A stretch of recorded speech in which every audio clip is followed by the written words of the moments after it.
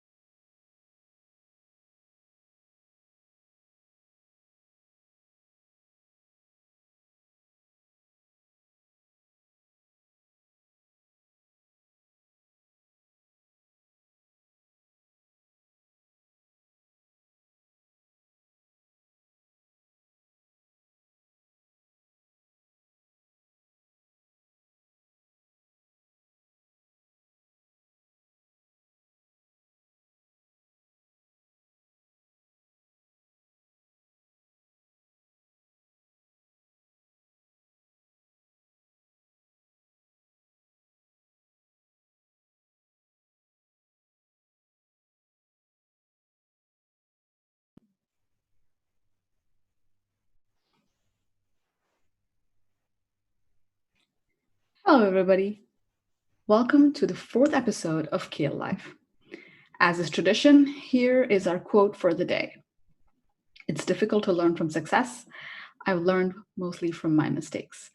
I will reveal the author and talk about them a little bit towards the end. But if you know the answer, please comment below.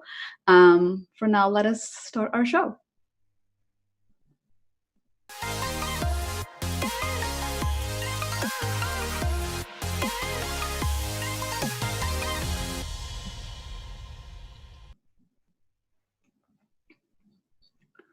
Hello again. My name is Ashwati, and if you're joining us for the first time, in this series, we will guide you through your journey to Canada as an international student. We will be talking about international student life, Canadian higher education, admissions, and much more. If you're wondering what I'm talking about and what the word CAEL is, the CAEL test is an academic English language test.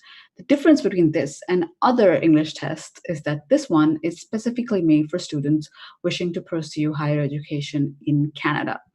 This test is accepted and preferred by more than 180 institutions across Canada, and it can now be taken online at home if you're located in Canada. We are hoping to launch this internationally by this month or the next. So I urge you to subscribe to our channel and click on the bell icon to stay up to date on all the new developments. Okay, in today's episode, we're talking to David Packer from Dalhousie University. Today, he'll be sharing his insight on the importance of academic English language testing. Let's give him a warm welcome.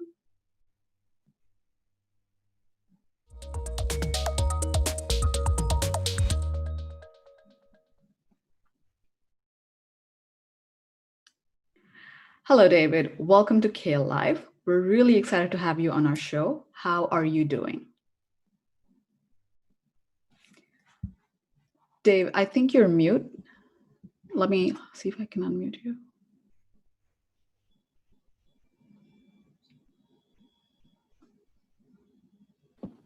Sorry about that. Thank you very much, Aswati. Nice to meet you. I'm happy to be here. That's great. So I am looking forward to dive into our questions.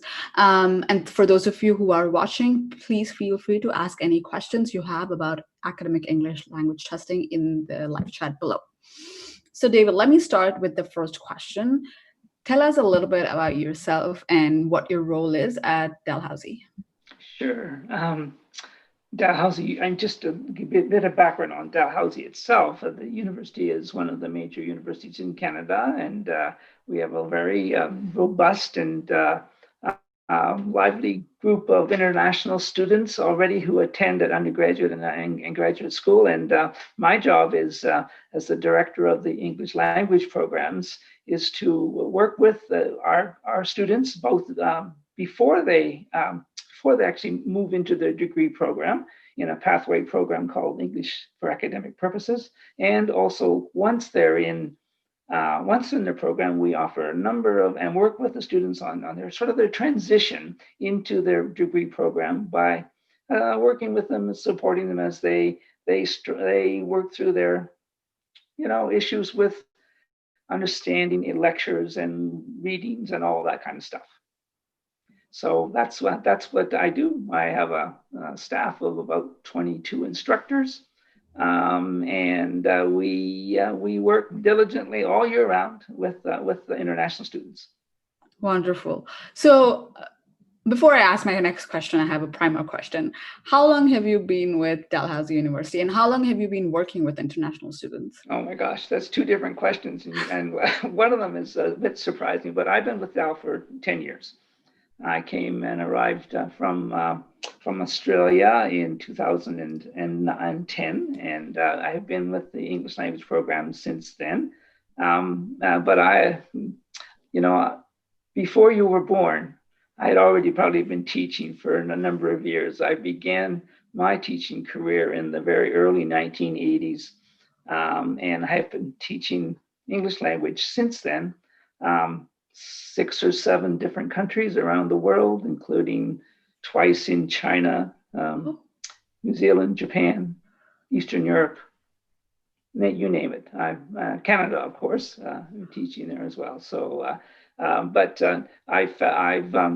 I guess, graduated into the directorship role. Eventually, somebody finally said, "You've been in the classroom too long, that's what, David. So you need to, you need to be a director somewhere." So that's what I'm doing now. Wonderful. And, with the experience you just told me, your journey, I'm pretty sure that was the best decision. But the reason I was asking you that question was because I wanted to know, in your experience, and especially since you've worked with so many international students in so many different countries, what has been your experience with international students, and how do you think that, that landscape is changing over time? That's again, it's kind of two questions. And I actually tell in my international students or any international student I'm working with, whether it's in a classroom situation or in my office or when I meet them in events around the world, I say to them that, you're very smart. You're not only are you smart in terms of your uh, academic career and where you're going, but the fact that you're going to now take a great big step and you're going to try to do a degree in your additional language in another country, away from your family and your supports, that's a very big step. But it's also one thing that I think that you have to realize that you're from a group of very special people around the world. And that's how I always view my dealings with international students. I don't, there's no um, deficiency, when it comes to going into a degree program. The students are working in a language that is, especially in when you're at a degree program or a college level, whatever, once you're out of high school and into the so post-secondary area, the language is tough. It's something that we have to learn. And my colleague, one of my very special colleagues, always uses this expression when she's talking about English and for academic purposes, and that is English for academic purposes is everybody's second language. So whether or not it's your English is your first language, your second, your third, whatever, the academic area of English is a specialized area for everyone. Great, that was a great response. And we will be, for people who are curious, we will be getting into academic English language a little more in terms of questions. So there's one thing that I wanted to, I've moved here very recently, so I'm still not extremely 100% sure on the different names that the province and collection of provinces have. So with respect to Dalhousie University and with respect to Canada in general, would you say that, could first, if you could make me understand the difference between what is Maritimes and what is Atlantic province? Okay. Okay. That would be great. Yeah. Well. First off, Dalhousie is located in Nova Scotia, and Nova Scotia is one of the very eastern provinces of Canada, right? And there's a group of provinces which are east of Quebec, right? So when I think about central Canada, I think about Ontario, Quebec, and maybe Manitoba. So they're kind of central to in Canada. The eastern provinces, of which there are four, they're called the Atlantic provinces. So Nova Scotia, New Brunswick, Prince Edward Island, and Newfoundland. All right, those are the four Atlantic provinces. Now, for some strange reason, and it's not for me to say why or how, there's also a collection of three provinces called the Maritime provinces. Those are Nova Scotia, New Brunswick, and Prince Edward Island. So we exclude Newfoundland from that name. So the Maritime provinces are the three provinces of those what I just named, and the Atlantic provinces includes Newfoundland. Okay, so that's how it kind of works. So, but in terms of people listening here, just in terms of the geography of Canada, we've got Vancouver, British Columbia on the west coast. And on the east coast is Nova Scotia, and we're like bookends when it comes to Canada. It's very similar climates, the populations are not necessarily similar, but we have robust populations as well. So, that if you think about when you look at the map of Canada, in the center is Toronto, right, and around it are the wonderful cities of Halifax and Vancouver. That's a good tip for people who decide their college based on the weather. That's for sure. So, if you like more, steady weathers, maybe those two places you can look at. And the reason I asked you this question about Atlantic provinces is that I wanted to know, like in your experience, how has the international student kind of like topography or like the experience changed in the Atlantic provinces over time? Well, that's a good question. Change. Well, certainly it's grown. All right. So first thing, it's grown in the last 10 years. There are a number of universities here. Dalhousie is not the only one. We just happen to be the biggest and the best. But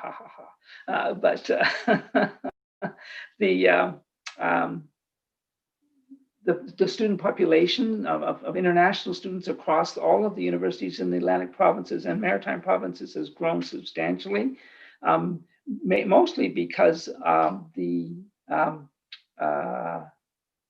the quality of universities. And maybe this is something you would speak about this when you're talking about other universities or other representatives from across Canada as well, that we have a public system at the post-secondary level, and because of that, governments support us so that we have an obligation to have very good quality across the country. So international students are recognizing that and coming to Canada to study. And so we're just part of a bigger picture, actually, in terms of the number of international students that come to Canada. Probably, and maybe your listeners do too. They probably have friends, they have relatives who are either considered to come to Canada and have come here to study. Because I don't remember exactly the figure, but it's into the hundreds of thousands of students who come here every year to study English, and a very large proportion of those students also study at a post-secondary institution like Dalhousie. How have the students changed? I don't think they've changed. I just think they're getting smarter about their choices. That's all.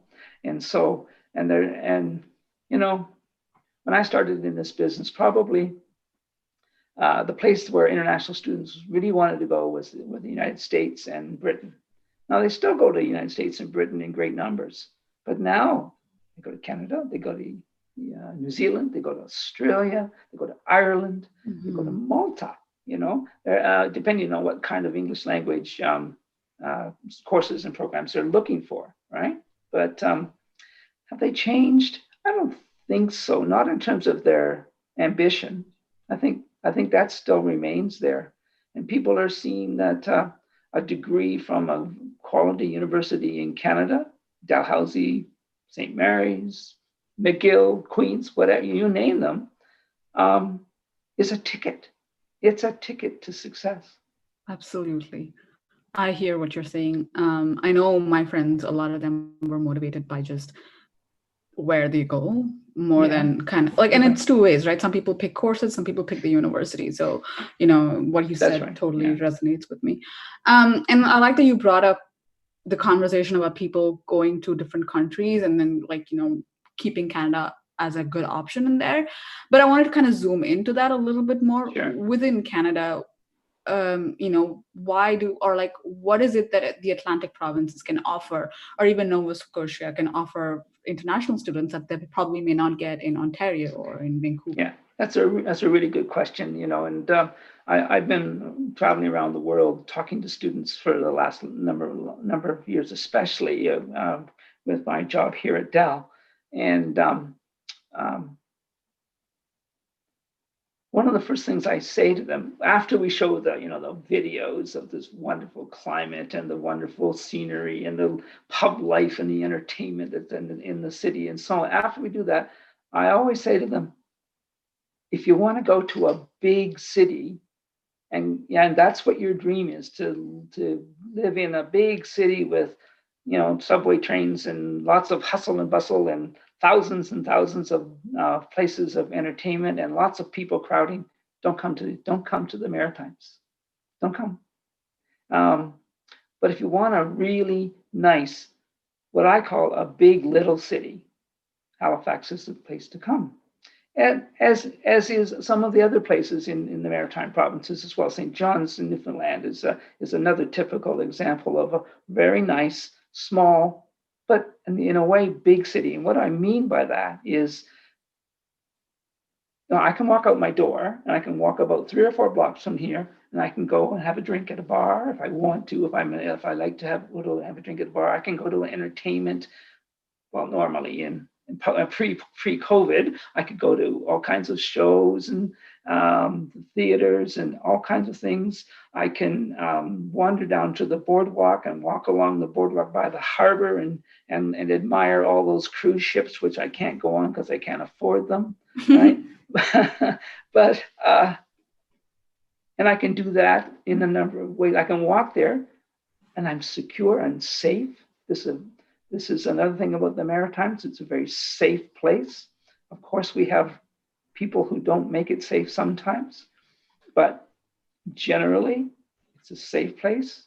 And so, when I'm talking to parents, that's what I also always bring up. That if their son or daughter wants to come here, that we're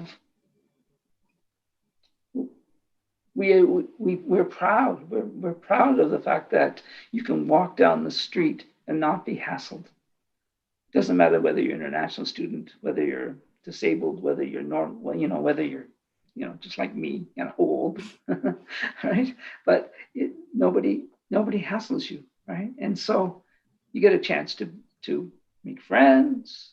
You can live in residence. You can live in a house nearby or an apartment nearby. So the things that I think that stand out for me are the security and the safety, the smallness but the bigness at the same time, right?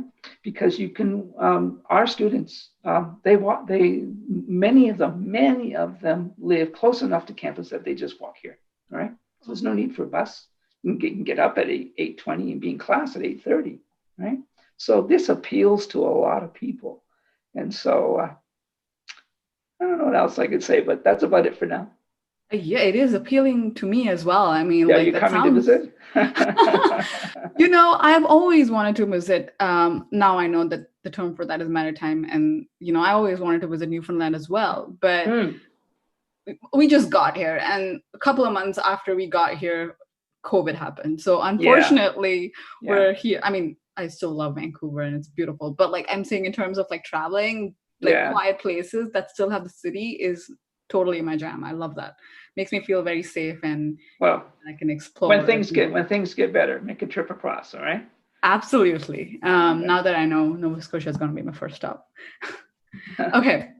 Thank you for that. And we can go into a little bit more of the test questions. So the topic for today is academic English language testing. I know that a lot of students who want to study abroad have to give this test. Most of them have to give English tests. And sometimes we also get this question of like, why do I need to give this? I've been studying in an English medium school. I've been like, I'm probably from a country that already speaks English. Why do I need to do this? So we thought that this episode, we can talk a little bit more about the importance of academic English language and why we especially use one like when you're coming to study abroad. Sure. So can I correct one thing you just said, if you don't mind? Yes, please. Because if you come from a country where the language of education is English, for the most part, in most universities across Canada, you do not have to take an English test. All right. Mm-hmm. Yes. So, yes. But just to make sure. So we're talking that portion of the international students, they are already qualified in terms of meeting the English language requirements or the French language requirements if it's a French speaking university in a French speaking country. So yeah, so just I didn't mean to interrupt your flow, but yeah, I want to just make sure that we're talking about another segment of the international student population, a large segment, yes, but anyway, just want to let you know that. Okay. No, that's fine. Thank you for correcting me. I kind of like in the flow of my, I just said what I did, what I didn't say what I was intending to say.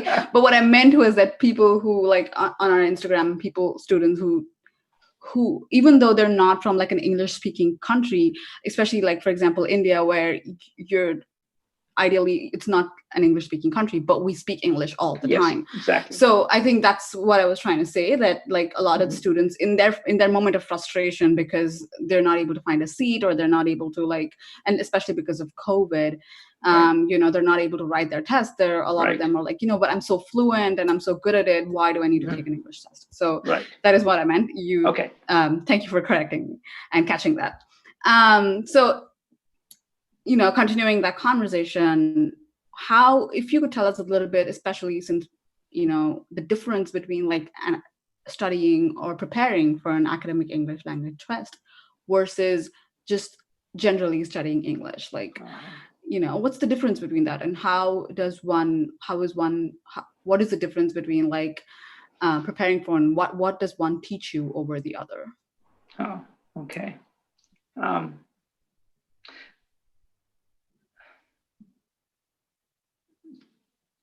How do I put this? If you're studying in languages, let's say it's English we're talking about here. If you're going to study a language, most people have a purpose for doing that.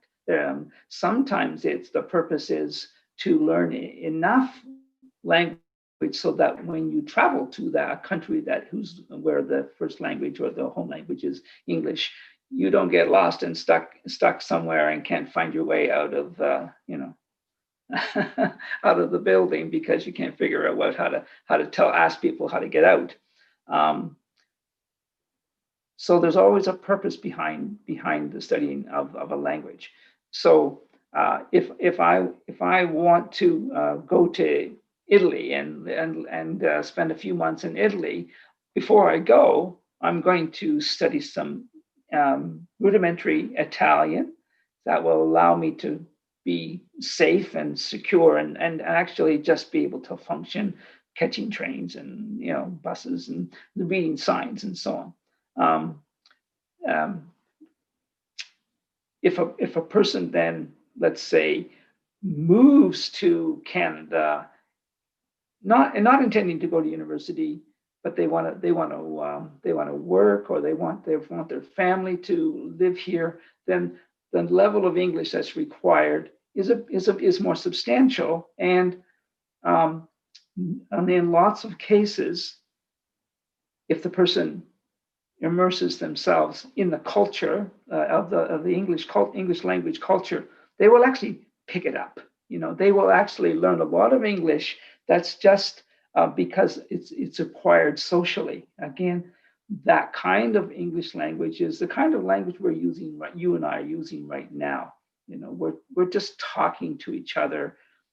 I'm using at the maximum, I'm using about 350, maybe 400 words. That's all I'm using, but I'm using them in different orders, and I'm using them in different ways. All right. So that's one thing about learning English language. And then we have this strange thing called university or college, and we have this other thing called academic English. Right. And academic English is a very special language. So when a person decides they want to go to a English language country and speak and study in English, there's an acquisition time. All right, there's a time to learn it. So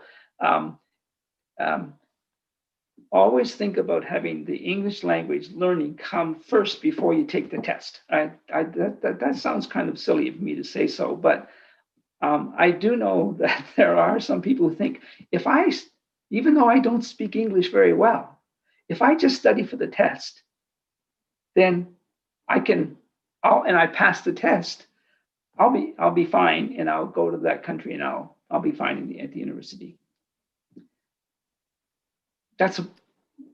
that's really chancy. That's really not in my opinion, not a good idea. Studying English before and preparing for the test at the same time is the way to go, because at some point you're no longer going to be taking the test. You're actually going to have to use the language. So one of the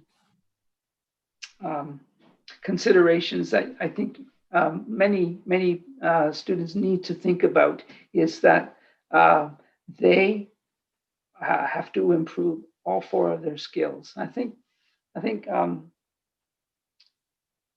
you know, if I just read my vocabulary and work on my vocabulary, it will increase a great deal. All right, but if I then have to use that and speak the words, that's a whole different skill. So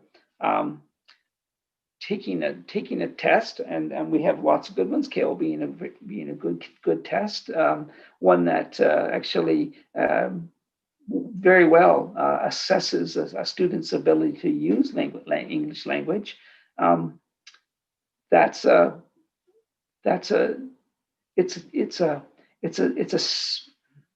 what's the word I want?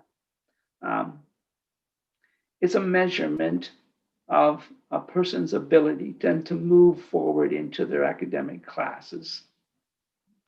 That's very well put. It makes a great segue into our next question, because you did talk about how studying for academic English language tests kind of help you later as well. And so I wanted to bring in the topic of integrated testing. So like CAEL is an integrated test, Yes. CAEL test that we provide. And I just wanted you to kind of like talk to our audience and tell them like why integrate, like, first of all, what is integrated testing? Okay, what am I saying? Yeah, good. I'm glad you asked that question, because that's really important.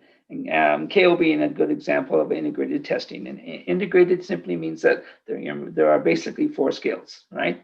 There's reading, writing, listening, and speaking. So a test or an examination or assessment that actually tries to have you use one or more of those skills at the same time and demonstrate that you can do that in an efficient way and an effective way, that's an integrated test. All right. So why is that important? Because that's what you're going to do when you finish, when you get in your degree program. You're not going to walk into a class and read a book, right? You're going to read beforehand.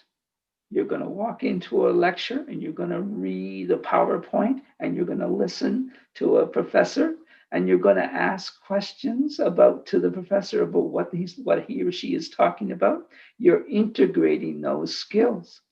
Right now, our integration, you and me, are two of the skills, listening and speaking. Right now, I suppose, if I was better at this, I could be typing as well and entering things into the chat, right? And then I am doing more than just listening and speaking. I'm also writing at the same time. And these are the things that make for a successful student, right? If you don't have those skills, and if there's no assessment of your ability to do that, are you going to succeed? Are you going to get your degree? How hard are you going to struggle? So having an integrated test like CAEL, like TOEFL, IELTS, the three major ones that I know of, they're all integrated, and they all come with good credentials, so to speak. Okay.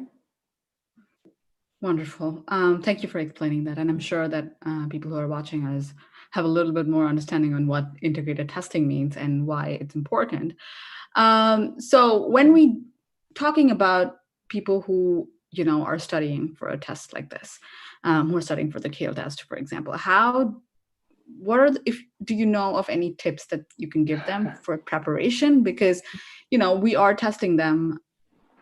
We're testing them thoroughly. So there should be something like a few tips, if you could, if you knew something that you can share with them. you know, um, when I worked in Australia, I was at a university in Australia. I did this thing called David's 10 top tips for studying in Australia, right? And I had a whole series of these things that I did, and so um, I would go from just class to class, and I would do this little song and dance for the classes and go through this tips, and then we would talk about the tips. So I suppose I should be full of tips for people who want to prepare for a CAEL test, but um, the first thing is you got to prepare, right? Mm-hmm. You have to know the test. You, as a test taker, one of the advantages that you can build into your success in a test is know the test. So I assume, I'm pretty sure that you have preparation, CAEL preparation materials that are We available do. to students, as do all the major testing. The students need to do those. They need to learn, and they need to understand how things work. So that there's no surprises. So when you take the test, actually you know what to expect.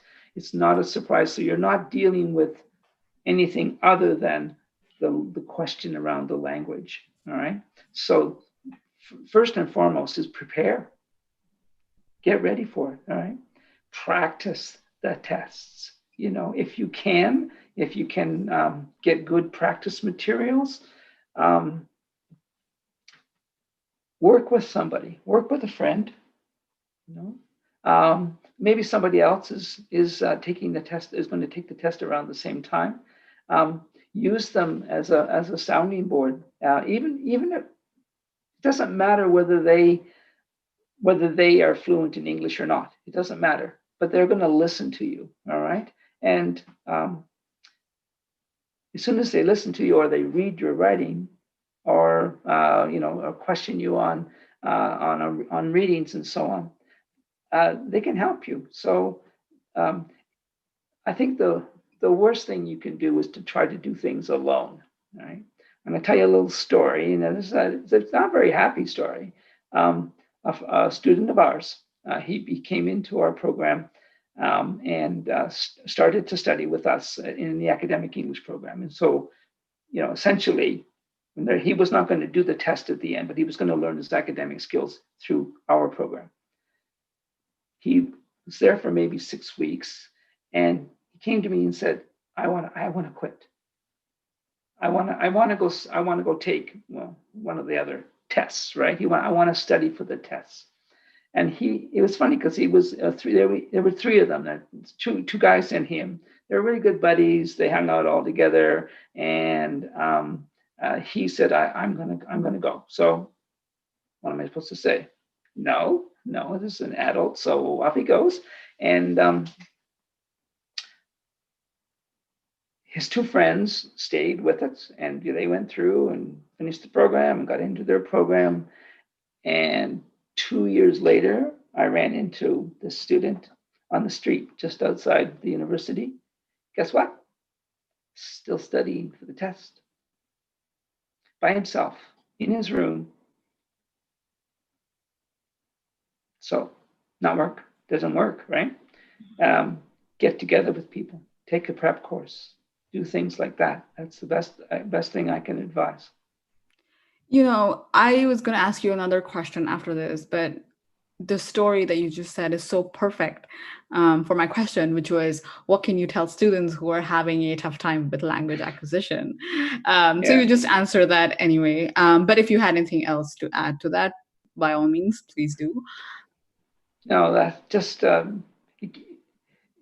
nobody's alone. No, we're social animals, right? Nobody's alone. You utilize your friends, utilize your teachers. I mean, a lot of students are in schools where they're learning English every day anyway. Again, the worst thing you can do is sit in the back of the classroom. Yeah, that is a good point. A lot of students, especially international students, when they leave their country and come to another place, they do feel a little alienated Yeah, because they do. it's entirely new. So, this tip of like really talking to them and kind of getting them out of their shell, or like telling them to get out of their shell, is Yeah. really important. Yeah, yeah. I wish we could do something physically about that in the university. Once we get back to the university, because I've been in my home office for the last 5 months, and so I have not been near my office at all. But and the same with classes, we don't have them. But when we get back there, it would be my dream that when I walked into a class, not one of my classes, but one of the degree program classes, where there's a mixture of nationalities, national, international, local, all together, that I could um, the students and just see the different faces all over mixed up into the room, instead of over here one nationality and over this side the other, with an invisible wall in Hmm. between. They Good professors work at that. Yeah, no, I totally understand with, especially, for students, it is a hard time, like, Yeah, moving everything absolutely. online, but especially for professors as well, because, a part of, or like a bigger part of teaching, uh, I haven't taught. I've had like 1 year of teaching experience, which is not even anything like related to English, but or anything Mhm. like in the important subjects. But I think like the idea of a professor is kind of like bringing the class together, which is a little hard when you're doing it online, I suppose. Yeah, it is even more challenging. I think there are a lot of emerging technologies that are going to help that there. So we can hope that uh, your professors, and I'm speaking of your students who are listening today, that they are working hard to get that sense of community in their Hmm. classes as much as possible. And that's really hard virtually when maybe let's say you've got 200 students in your lecture hall. How do you get a sense of community with them? Well, make yourself available, I guess, and you try talking to them like the way we're talking today. So that's what I would do. But yeah. So just talking to you, first of all, I learned so much. But second of all, I can also really see the passion that is there in teaching. Like, it's wonderful. Like, I love just general, because I know that a lot of professors and teachers have shaped my life. And so just being able to talk to someone who's as passionate about education, it's really nice to see. So, with that, I'm going to ask you our last question. What is your favorite part about working with international students choosing to study in Canada? Well, you kind of took my answer just a minute ago. Oh So no. you're paying me back for my stealing your question. It is it's not a job. It's just not a job. I don't have a job. I have a vocation. I have a passion. I have worked for over 35 years with international students. That's all I've done, from 6-year-olds to 60-year-olds, in many, many different kinds of locations and venues, and from primary school to post-secondary to community. And I do it because I think it makes us all rich. It makes us all richer if we see ourselves as citizens of the world. And I know that sounds trite, but it's absolutely something I believe in. I've shared that with my children. I hope that they're global citizens. I think they are. But I hope that when students leave my program, um, because I say, listen, what we've done for you is open the door. That's what our job was. Our job was to open the door, and so that when they go in through that door, they're ready to do what they want to do. All right. And so testing is one way to enter the door. There are other ways as well. And so that's what drives me. That's what gets me up in the morning. And so, yeah. That's very inspiring. Answer. Thank you for sharing that. It's really inspiring. And there are a few people who are echoing my thoughts in the comments. Kareem says, David's clear explanation of teaching integrated skills helps students understand the underlying reasons and the importance of improving all skills at the same time. Right. So you have a fan Thanks, here Kareem. with us. That's very nice. Great. So that is the end of our questions. I have so many more questions for you, but we are a bit short on time. So thank you so much for joining us and answering our questions. I'm sure everyone who joined us here, like Kareem said, will look at academic language testing in a new light. It was great talking to you. Oh, thank you for inviting me. Thank you. So that was David Packer with a powerhouse of information from Dalhousie University. If you joined us a little late and if you missed a question or if you wanted to ask another question, please ask us in the comments below and we'll try to answer it in our next episodes. And more importantly, if you found this video useful, please send it to somebody else you think is either intending to study in Canada or is just looking to study abroad. There's a lot of guidance here, so please do share it with people who you think might find it useful. And I mentioned last week that the CAEL test lessons will be on a separate playlist. So if you're looking for CAEL prep, head on over to our CAEL Time with Brandy playlist. We drop a lesson every Tuesday. You can also ask CAEL prep questions in the comments. And if they haven't been answered in subsequent episodes, Brandy will answer them when she comes live. If you want to learn anything specific about the CAEL test that we haven't mentioned, please let us know in the comments below and we will try and make an episode out of it. Okay, meanwhile, we can find out who the author of our quote is. I shared a quote early on the show. It is difficult to learn from success. I've learned more from my mistakes. And this was said by none other than Louise Penny. Mystery buffs like me will know her from her most popular novel series about a French-Canadian detective, Armand Gamache. I Googled how to say the last name. This quote was said in a New York Times article when she was being interviewed for her 11th edition to her series named The Nature of the Beast. So that is the name of the 11th book in her series. The series is about a French-Canadian detective. But I also came across a really interesting interview on CBS News about how she created Armand Gamache. People who are interested in storytelling and novels like I am, this is a really interesting piece of interview. You should check it out. She talks about why and how she decided on her character for Armand Gamache. I will link it in the description below. So if you like reading detective stories, do check her out. Her name is Louise Penny. So that is the end of our show, but I wanted to remind you that if you are an international student living abroad or in Canada, you may be eligible for the CAEL scholarship. If you took the CAEL test on or after July 2020, or if you're planning to take it in the near future, within this year, you can win 5,000 Canadian dollars towards your tuition. We usually announce results in a year, so you have a lot of time. I will link our scholarship page below and you can check it out. If you have any doubts, please let me know in the comments below as well. And that's it for today. We have yet another exciting episode planned for you next week on Thursday, September 3rd at 11 a.m. PST as always. Please do join us and please also invite anybody else you think is interested in studying in Canada. So until next week, see you and please stay safe. Bye.